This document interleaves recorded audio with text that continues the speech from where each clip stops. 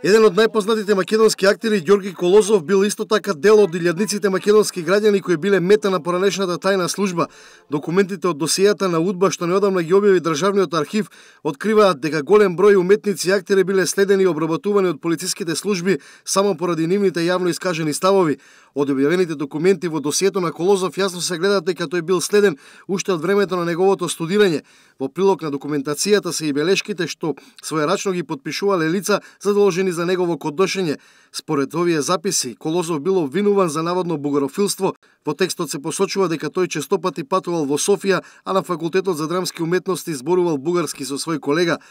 Бил на мета, се внимавало какви се неговите изјави надвор од камерата или надвор од бината ако се работи за театарски актери.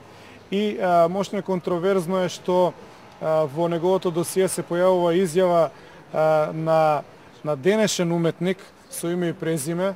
Ние не тврдиме дека е тој.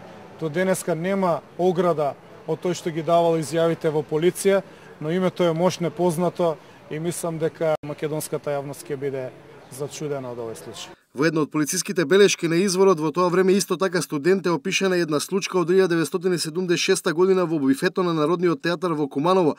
Причина за настанот било тоа што Колозов прашал зошто е масовната инвазија на патување во Грција и дали луѓето што патуваат таму знаат каде одат. Понатаму во белешката во која се бара Колозов да биде земен на одговорност е опишан разговор во кој тој тврдел дека Грција наспроти Бугарија вршила терор и насилство врз македонците. Случајот Колозов е само едно од 19 досија што во томот посветени на уметници ги објави Државниот архив. Тука се случаите Шишков, Гане Тодоровски и Анте Поповски.